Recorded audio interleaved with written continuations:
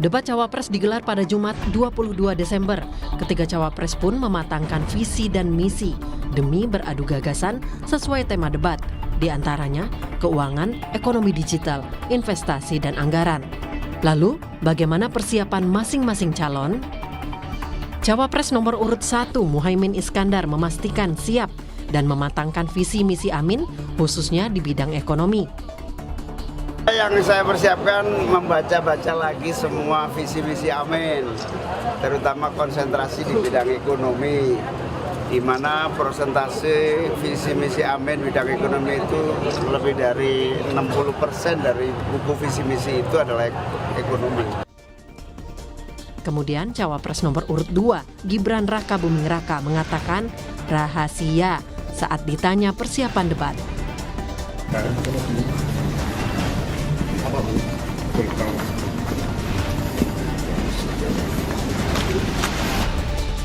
Sementara calon wakil presiden nomor urut 3, Mahfud MD, menyatakan tidak ada persiapan khusus untuk menghadapi debat Cawapres. Tak merasa perdebatan itu harus dipersiapkan khusus, karena itu kan sangat luas masalahnya. Nanti siap ini ternyata yang ditanyakan itu. Oleh sebab itu, menurut saya debat itu adalah apa yang ada sekarang yang dimiliki, lalu diperdebatkan dia menguasai apa tidak, gitu aja. Lalu apa kata masyarakat yang sebagian besar sudah pasti menantikan debat Cawapres? Ternyata ada yang berharap dibahasnya soal lapangan pekerjaan. Ada pula yang berharap soal harga bahan pokok semakin terjangkau. Di era tahun baru itu banyak semua yang naik gitu kan. Sedangkan mungkin secara ekonomi masih banyak masyarakat yang memang perlu bantuan gitu ya. Mungkin apa solusinya gitu supaya masyarakat itu bisa tetap stabil dengan harga-harga meskipun secara timeline di era tahun baru itu ya pasti akan naik. Yang penting sih buat ekonomi Indonesia ya, buat kedepannya biar lebih maju, terus lebih perbanyak lagi lapangan kerja karena sekarang semakin banyak warga-warga Indonesia yang kekurangan lapangan kerja mungkin karena ketersediaannya yang lebih sedikit dan bisa diperbanyak lagi. Sama sih. Terutama ya bangsa beras, telur, segala macam gitu kan. Makan makanan ringan semualah dari bawah sampai atas gitu kan.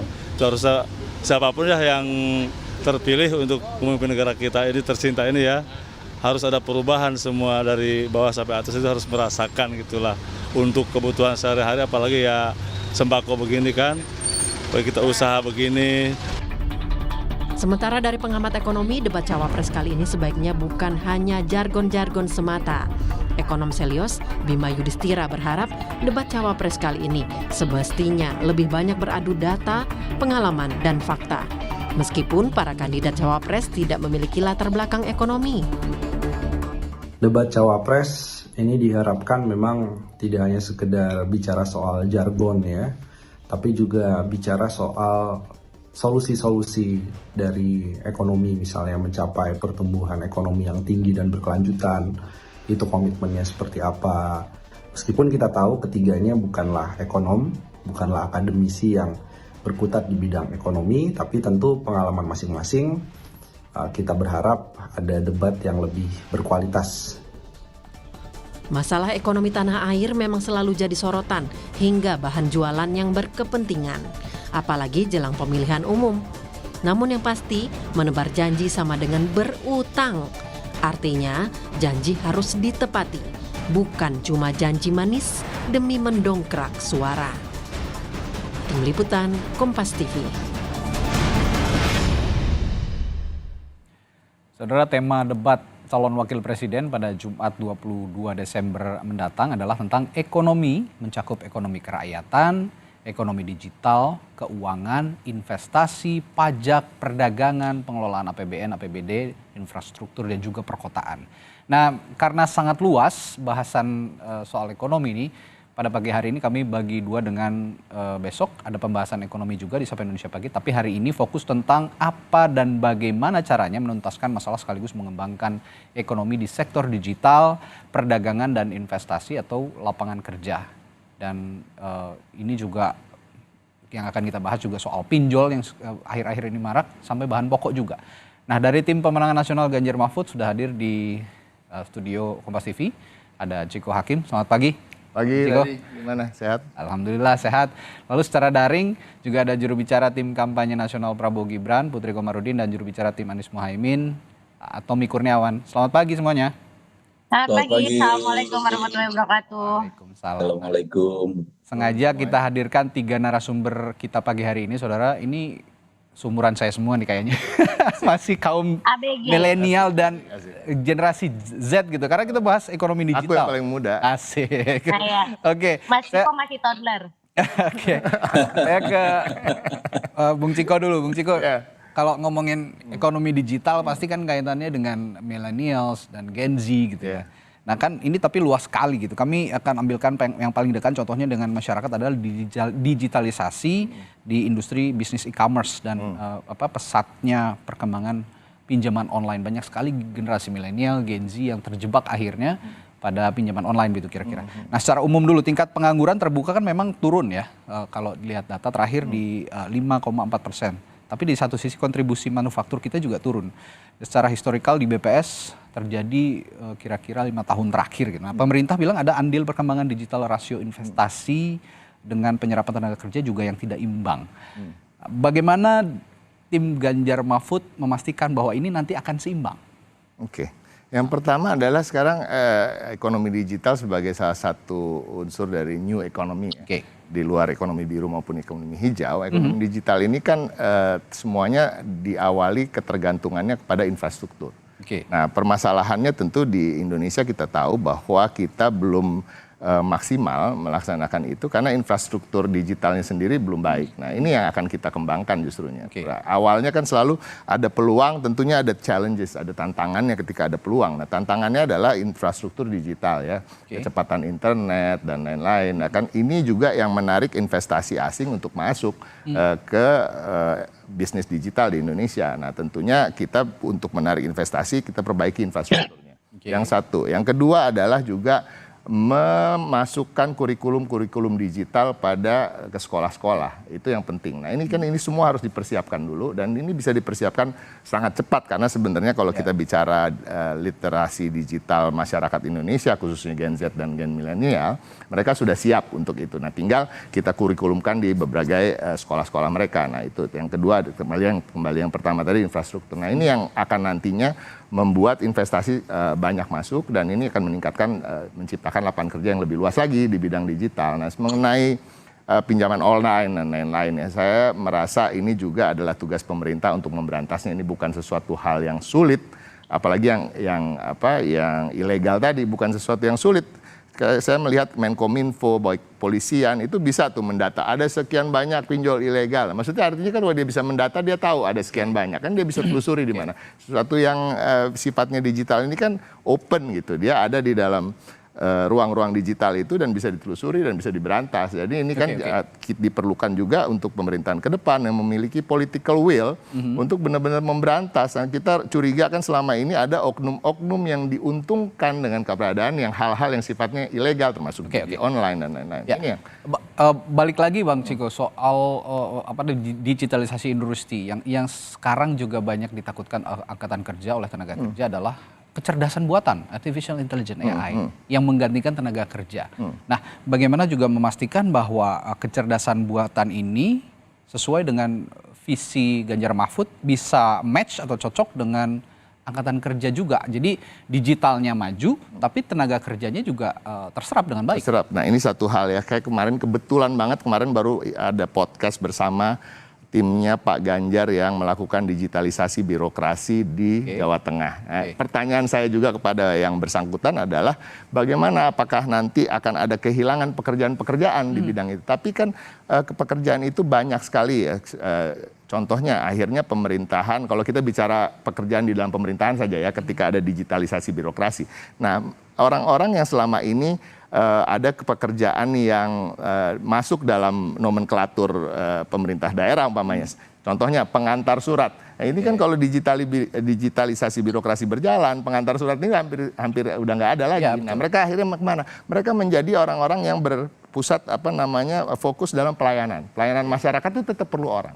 Nah, kita nggak perlu takut dengan artificial intelligence walaupun memang ini juga dianggap terlalu cepat mengarah ke sana, tetapi satu hal lagi, pada akhirnya semua yang sifatnya komputerisasi, digitalisasi, there is always a person behind that. Selalu ada orang yang mengoperasikan itu di belakang itu. Nah, tapi apa yang dicari ke depan, masyarakat juga nggak usah takut. Saya katakan tadi kurikulum tentang digitalisasi ya, kita harus belajar. Tetapi anak-anak Gen Z dan Gen milenial juga tidak pernah boleh lupa soal budi pekerti. Karena apa? At the end, orang-orang yang berada di belakang semua peralatan itu harus mempunyai empati, harus mempunyai integritas yang tinggi. Termasuk attitude berarti ya? Attitude juga penting karena mereka yang mengelola data-data yang ada, mereka yang menekan tombol-tombol di situ, ya kan? Kalau data itu dia korup atau dia jual ke asing, manipulasi dan lain-lain untuk kepentingan-kepentingan itu juga berbahaya. Artinya kita juga penting menjadi orang baik tetap itu ya. Itu at the end itu yang menjadi edge-nya nanti, kelebihannya. Yang saya tangkap berarti dari Ganjar Mahfud ini meskipun nanti ada digitalisasi industri, kurikulum yang dioptimalkan dalam sekolah lebih ke digital gitu ya, sehingga mereka bisa memahami di berbagai sektor soal digitalisasi industri ini.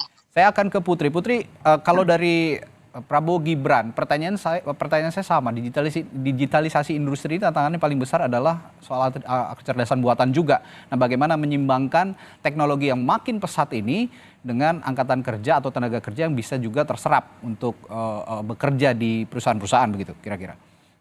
Ya, Indonesia ini kan memang potensi ekonomi digitalnya sangat besar. Kita tahu jumlah pengguna internet di Indonesia ini mencapai 215 juta penduduk atau setara dengan 78% dari total penduduk Indonesia. Dan jumlah pengguna smartphone juga sangat besar, diperkirakan akan mencapai lebih dari 190 juta pada akhir tahun 2023. Dan saat ini Indonesia menjadi negara dengan smartphone terbesar keempat dibandingkan dengan negara-negara maju misalnya seperti Tiongkok, India, dan juga Amerika Serikat. Jadi justru potensi ekonomi digital inilah yang harus kita manfaatkan karena kita itu merupakan 40% dari seluruh pangsa pasar ekonomi digitalnya ASEAN, dan saya rasa ini merupakan potensi yang harus bisa kita capture dan tentunya harus kita bisa gunakan untuk membuka lapangan pekerjaan.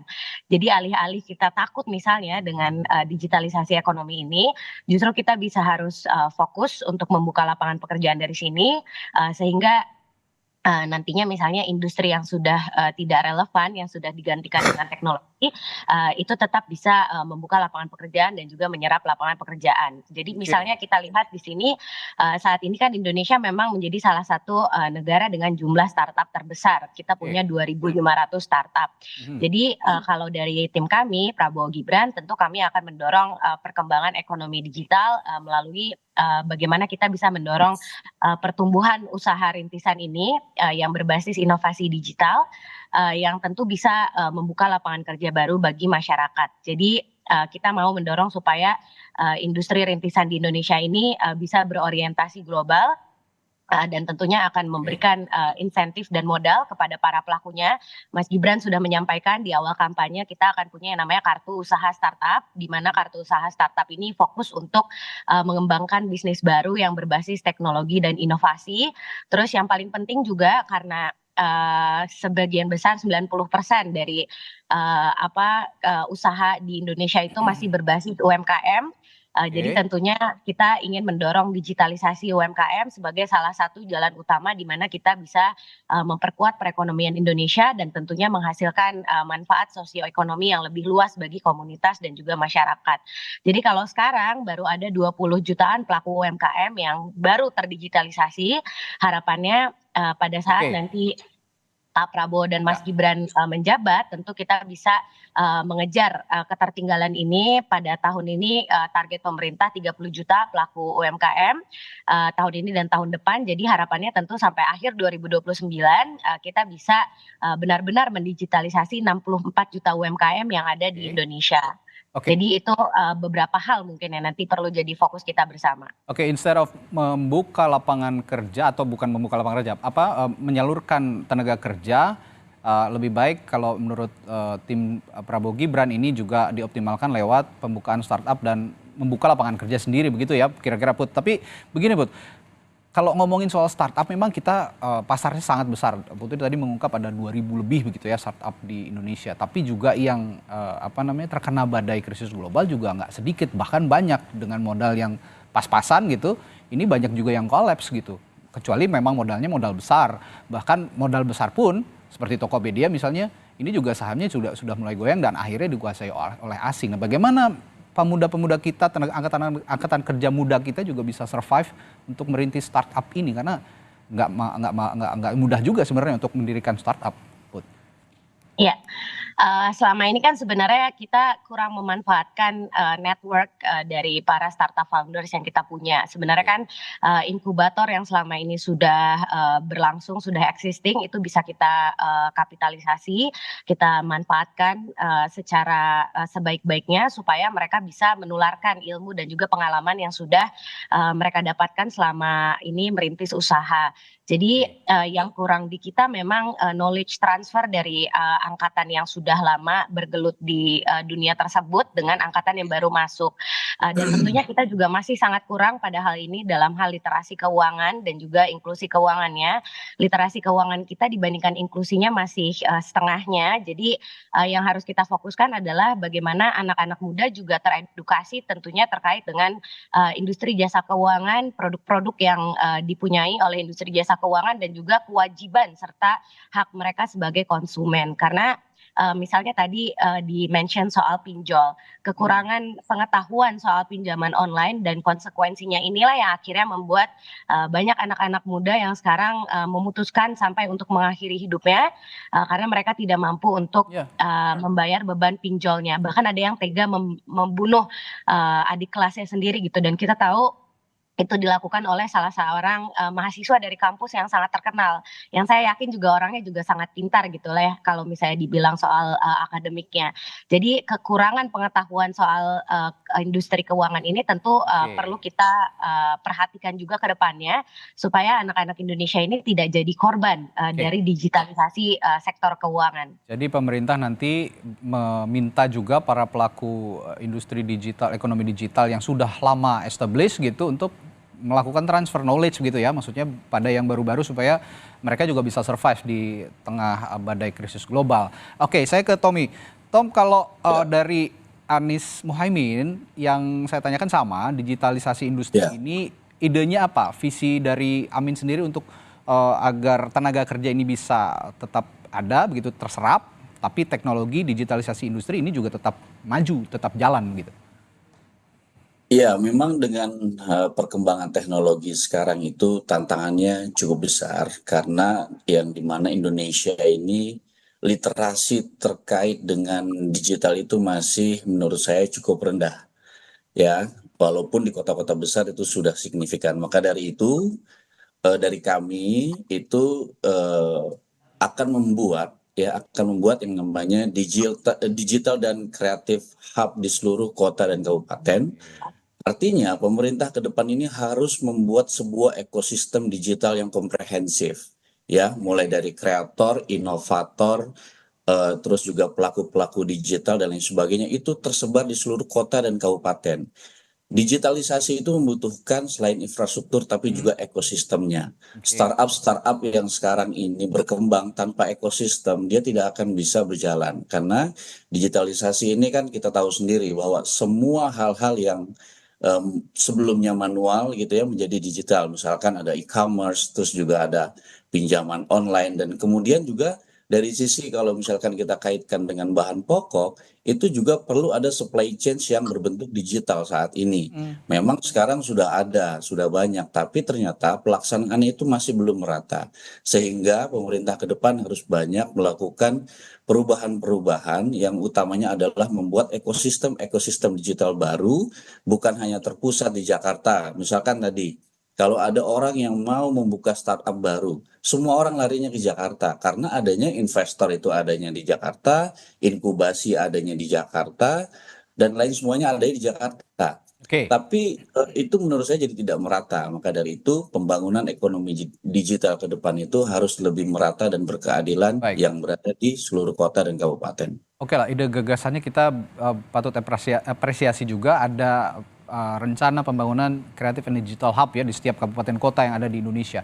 Tapi tantangannya juga sekarang yang sedang exist itu adalah pabrik-pabrik buruh begitu ya, kondisi buruh dan pabrik yang banyak sekali di Indonesia menyerap angkatan kerja apakah ini juga bisa berjalan simetris dengan ekonomi digital atau digitalisasi industri? Karena mungkin saja pabrik-pabrik di Indonesia nanti berpikir cost-nya lebih murah, lebih praktis begitu dengan adanya industrialisasi digital, yang mana sepertinya nanti angkatan kerjanya juga akan tidak terlalu diperhitungkan. Bagaimana tantangan soal ini, Tom?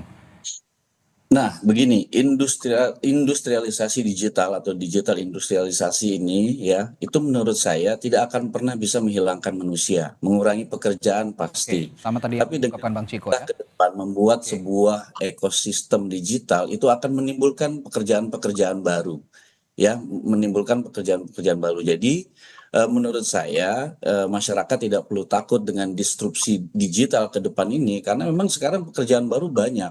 Orang sekarang dengan digitalisasi dari rumah saja itu sudah bisa menghasilkan penghasilan yang luar biasa.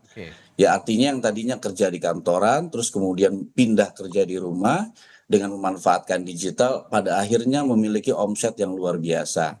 Nah, sehingga ke depan mindset daripada pekerja itu, anak-anak muda itu akan kita rubah dengan ekosistem itu, bahwa ke depan itu untuk menghasilkan penghasilan ekonomi atau penghasilan untuk kehidupan sehari-hari itu tidak hanya mengandalkan bagaimana mereka bisa bekerja, tapi bagaimana mereka bisa memanfaatkan digital ini menjadi sebuah peluang usaha. Ya, contoh misalkan dengan sebuah ekosistem itu, ya, misalkan ya ada barang-barang tertentu yang hanya bisa dihasilkan produksinya di Papua gitu. Tapi di Jakarta itu membutuhkan. Nah, dengan ekosistem itu sehingga ada afiliator yang berada di Jakarta yang sudah memang mengumpulkan barang-barang tersebut dan itu bisa dimanfaatkan oleh orang-orang yang ingin memanfaatkannya seperti itu. Jadi peluang-peluang baru akan diciptakan melalui sebuah ekosistem digital dan kreatif hub itu. Jadi menciptakan lapangan pekerjaan baru. Ya, sebelum jeda saya dikit tanya soal tadi Anda sempat menyinggung ini Bang Ciko, soal investasi, menarik investasi masuk untuk ke Indonesia. Tapi begini, tidak hanya manufaktur yang go digital, pasar juga sekarang kan makin digital gitu ya. Terakhir kalau kita simak ada berita TikTok yang menjadi game changer industri e-commerce. Nah, petanya ini berubah. Tetapi e-commerce ini mayoritas kalau lihat TikTok itu kan dimiliki asing. Nah, apakah industrialisasi digital ini hanya membuka karpet merah saja untuk asing? Jadi bukan berdiri di negara sendiri. Bagaimana respons Anda soal itu? TikTok kan itu akhirnya menjadi satu medium yang untuk memudahkan istilahnya promosi ya.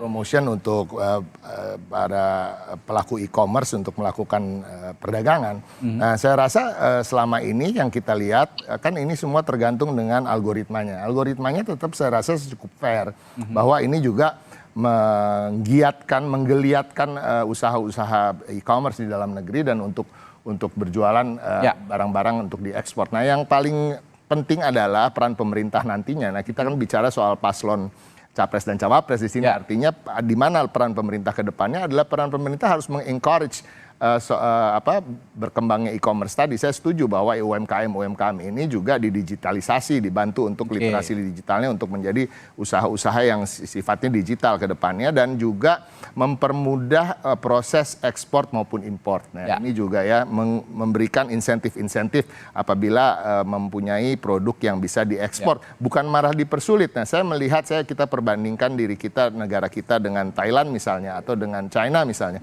Mereka itu ketika ada barang yang bisa diekspor, ada usaha dari UMKM atau BUMN bahkan swasta-swasta lainnya itu diberikan insentif-insentif pajak. Nah, kedepannya tentunya kita akan memikirkan hal itu dan akan melaksanakan hal-hal seperti itu dan sehingga kita bisa lebih maju lagi untuk bicara mendapatkan devisa.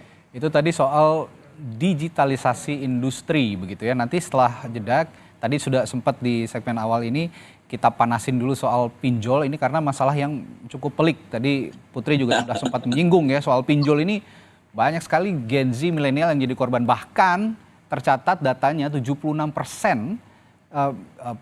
Gen Z dan milenial itu berhutang. Berutangnya itu kepada pinjol sepertinya. Nah, kita akan bahas soal pinjol ini setelah jeda, termasuk juga dengan bagaimana sistem perdagangan dan UMKM kita bisa memajukan perekonomian nasional. Tetaplah bersama kami di Sapa Indonesia Pagi.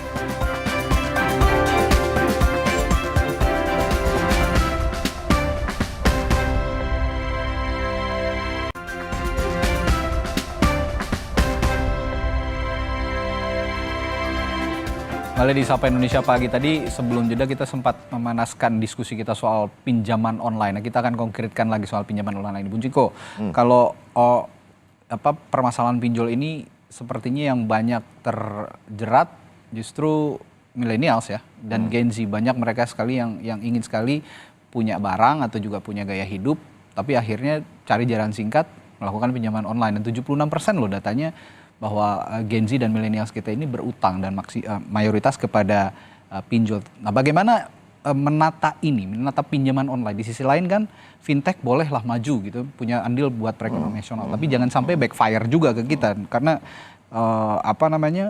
yang terjerat juga nggak sedikit, akhirnya banyak sekali korbannya di masyarakat kita. Bagaimana menata ini? Ini loh yang saya selalu pikirkan soal digitalisasi ini kan suatu keniscayaan. Disrupsi ini nggak bisa dihadang begitu aja, ya kan?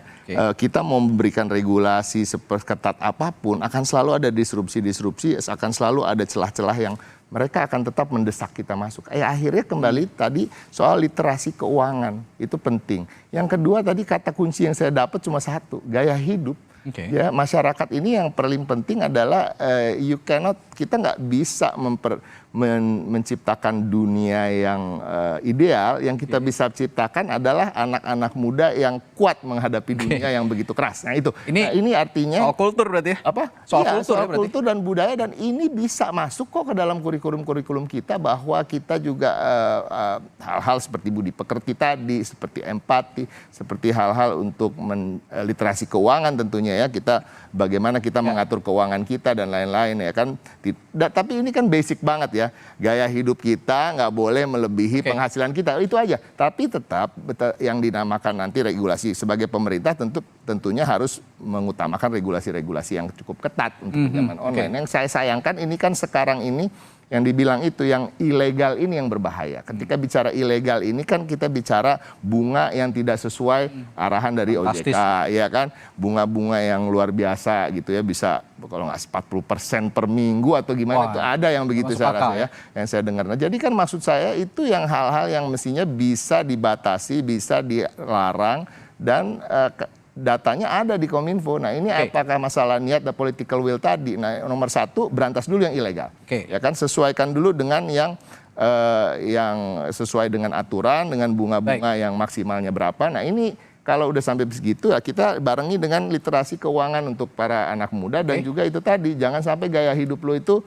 lebih tinggi daripada penghasilan lo. Kita pengen gaya tapi ngutang gitu kira-kira. Nah kalau tadi disinggung sama Bang Ciko, aturan juga yang jadi problem bahwa banyak sekali pinjaman online yang ilegal ini belum bisa ditertibkan. Saya tanya ke Putri, kalau dari paslon nomor urut 2, Pak Prabowo dan Gibran, ini berani nggak ngubah regulasinya kira-kira, Put?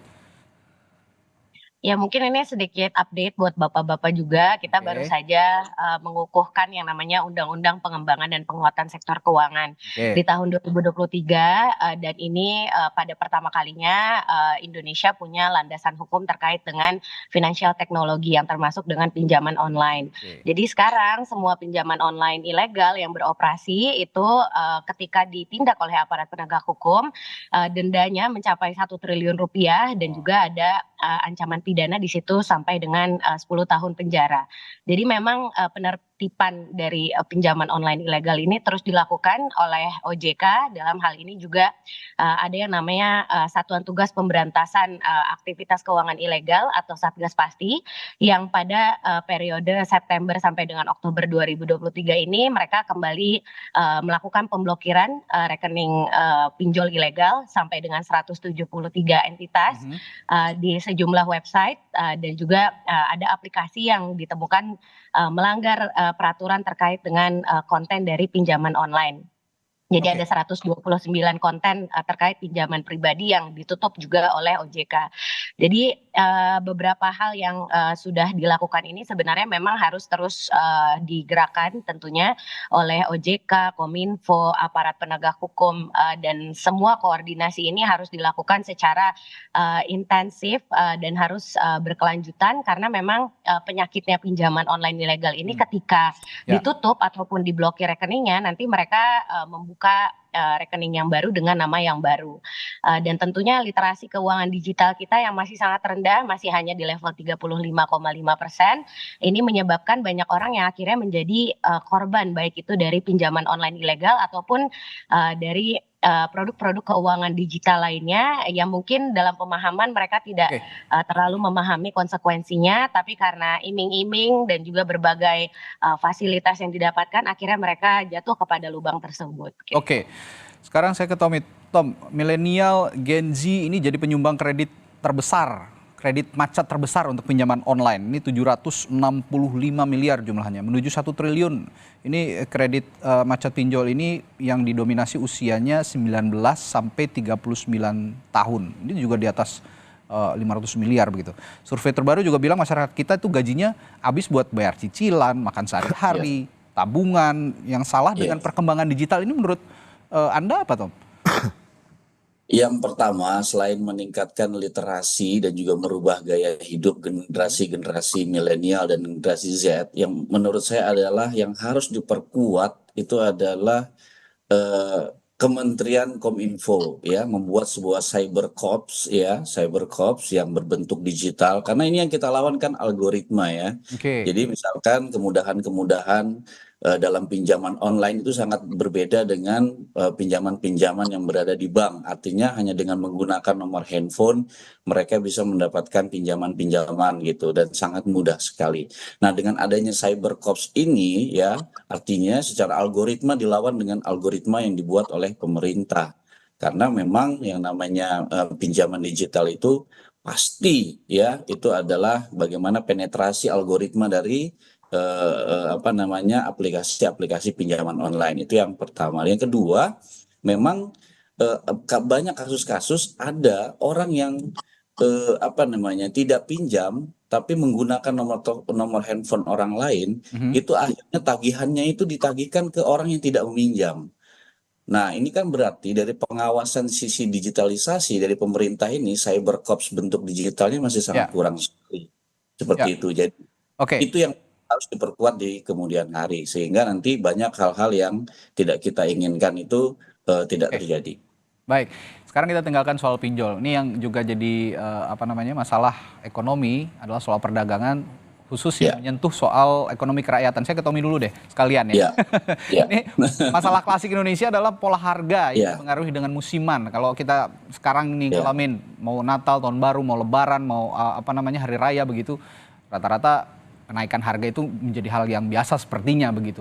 Contoh beras deh ya, ada 4 lembaga yang pegang, Kemendak, Kementan, Bappenas, Bulog gitu. Nah, masalahnya data-data ini berbeda, semua antar lembaga. 4 lembaga ini nggak bisa memastikan kestabilan stok harga begitu. Nah, belum lagi masalah bahan pokok yang lain. Solusi yang ditawarkan dari Timnas Anies Mohaimin, apa soal bahan pokok ini?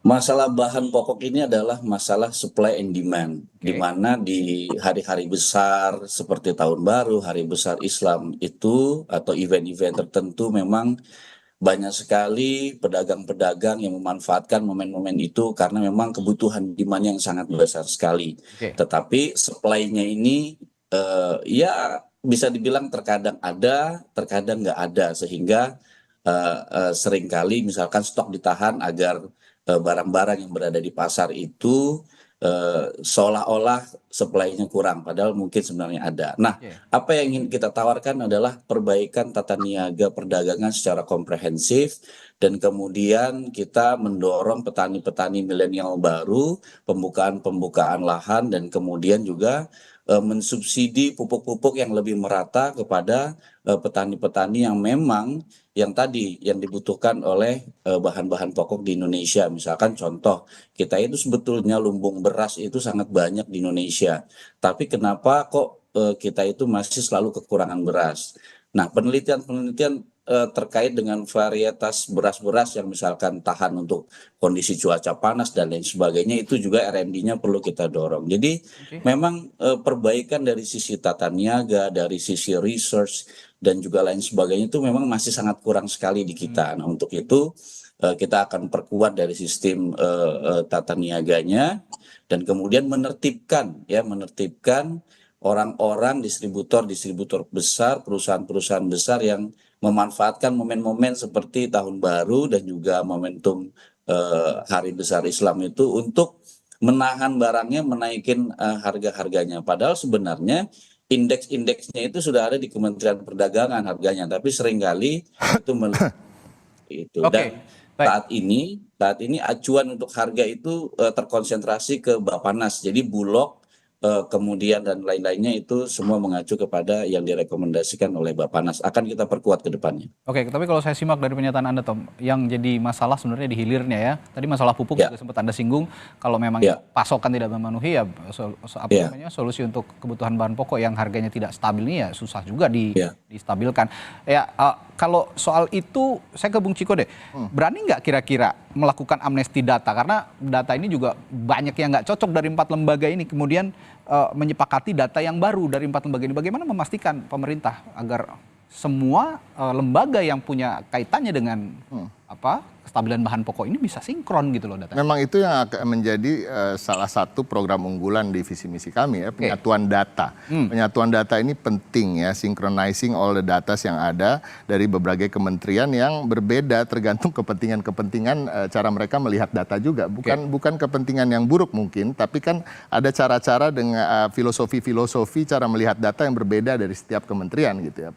Jadi Kementerian Pertanian misalnya, tentunya berbeda dengan Kementerian Perhubungan, tapi apa hubungannya pertanian dan perhubungan? Hubungannya adalah soal jalur distribusi. Makanan. Nah, itu selalu ada berhubungan. Tapi kan caranya melihatnya berbeda. Jadi itu yang bisa menjadikan itu berbeda. Nanti harus ada badan khusus yang mengatur itu. Saya menarik untuk soal penekanan harga bahan pokok ya. Satu hal yang mungkin tidak terlalu teknis alasan kenapa harga bahan pokok dan sembako itu bisa naik menjelang Natal, Tahun Baru, Lebaran dan lain-lain. Ini juga kadang-kadang kita harus memberikan edukasi kepada masyarakat yang mempunyai istilahnya paranoid, berpikir ke depan seakan-akan wah nanti menjelang Natal barang akan naik, sekarang gue borong deh. Nah itu juga merusak harga, itu merusak. Artinya harus ada aturan untuk beli juga dong. Betul, nah, itu juga harus dan selain aturan tentunya edukasi bahwa tidak harus berpikir begitu, sehingga harga bisa stabil. Yang kedua itu tadi kenapa saya mention soal perhubungan, jalur distribusi itu sangat penting. Karena jalur distribusi itu menyumbang sekitar 20% dari harga yang akan dijual. Kosnya gede ya? Barang apapun itu. Punya pengaruh besar juga. Ya. Jadi ini yang perlu disinkronkan kerjasama antara Kementerian Perhubungan, Pertanian, Perkebunan, dan lain-lain lah. Itu juga ke depannya harus kita perhatikan. Nah ini yang menjadi hal-hal yang lain tentunya adalah itu tadi, ada yang nakal-nakal, menimbun bahan pokok, ya kan. Ini juga merusak harga. Nah jadi di situlah yang diperlukan kita istilahnya sidak ke pasar-pasar. Nah, tapi kan ini sangat basic ya, dan ini yang saya lihat selama ini hal yang banyak hanya dilakukan itu. Kita nggak bicara soal sinkronisasi soal jalur distribusi dan tadi edukasi kepada masyarakat untuk tidak terlalu mengantisipasi berlebihan kenaikan harga bahan pokok. Karena kadang-kadang itulah mereka yang menyebabkan kenaikan harga bahan pokok karena mereka udah memborong dia sebelum-sebelumnya. Oke, tadi Tommy soal pupuk, ini soal distribusi, jalur distribusi itu kaitannya dengan perhubungan. Kalau Putri dari Prabowo Gibran, ini kayaknya kalau Putri ke Dapil juga banyak keluhan banget dari emak-emak nih soal harga bahan pokok yang terus merangkak. Solusi yang ditawarkan apa kira-kira Put? Ya, Pak Prabowo dan Mas Gibran ini sangat berkomitmen untuk merevitalisasi dan juga memperkuat koperasi unit desa ataupun KUD. Kita juga berkomitmen untuk merevitalisasi pasar rakyat dan juga penguatan kelembagaan masyarakat yang bekerja di sektor pertanian, sektor kehutanan, perikanan, dan juga kelautan dan juga peternakan, terutama UMKM dalam hal ini. Dan kalau kita lihat juga secara pengalaman, Pak Prabowo ini kan juga pernah menjabat sebagai Ketua Umum Asosiasi Pedagang Pasar di seluruh Indonesia. Dan hal-hal ini akhirnya menyebabkan beliau sering mendapatkan aspirasi, menyerap aspirasi dari pedagang pasar di Indonesia, dan tentu beliau mempunyai dorongan untuk memperbaiki pasar rakyat di seluruh Indonesia supaya bisa benar-benar menjadi tempat yang bermanfaat dalam hal ini untuk para pedagangnya. Makanya yang paling kita ingin perbaiki di sini adalah sebenarnya bagaimana kita bisa menyambung dan juga menjadi perantara yang efektif untuk produsen daerah pedesaan yang selama ini mungkin mempunyai kesulitan dalam mendistribusikan produknya gitu tanpa peran perantara, dan hal ini yang akhirnya menyebabkan banyak ketimpangan dalam harga Jadi ketika petani menjual produknya itu jauh lebih murah daripada ketika akhirnya dijual di pasar. Dan hal-hal seperti ini nantinya yang akan terus kita perbaiki supaya para petani dan juga para peternak di desa-desa kecil itu tidak lagi kesulitan dalam hal ini, dalam hal menjual produknya sesuai dengan modalnya mereka. Oke, ini sebenarnya banyak sekali yang masih bisa kita bahas ya kalau dari sisi ekonomi, belum lagi kita ngomongin masalah UMKM gitu ya, belum lagi ngomongin APBD, tapi besok di Sapa Indonesia Pagi kita juga akan bahas hal itu. Dan hari ini kalau boleh saya simpulkan bahwa digitalisasi industri ini juga bisa menolong sebenarnya, tapi bisa juga harus ada regulasi yang ditekankan oleh pemerintah supaya angkatan kerja kita juga tidak tersisih oleh digitalisasi industri. Ngomong-ngomong soal bahan pokok juga tadi idenya sudah diungkapkan ya masing-masing. Kalau Tommy tadi soal pupuk jadi concern, Bang Ciko soal distribusi dari perhubungan, bagaimana menyinkronkan data termasuk dengan data perhubungan, dan tadi Putri soal koperasi unit desa yang akan dimaksimalkan kembali. Sepertinya itu yang akan jadi solusi-solusi, nanti juga akan diungkap lebih jauh di debat Cawapres pada tanggal 22 Desember hari Jumat. Jadi pastikan untuk ditonton Putri juga. harus yang ngasih masukan ke Mas Gibran, dia cerdas dia. Boleh lah Putri. Jadi bapak-bapak dan ibu inilah yang pagi hari ini sepertinya akan memberikan insight buat para cawapresnya nanti yang akan berdebat hari Jumat. Baik, terima kasih Tommy, Putri, dan juga Bang Ciko telah bergabung bersama kami di Sapa Indonesia Pagi. Seru diskusi kita pagi hari ini. Kita akan lanjutkan lagi besok diskusinya soal ekonomi. Terima kasih.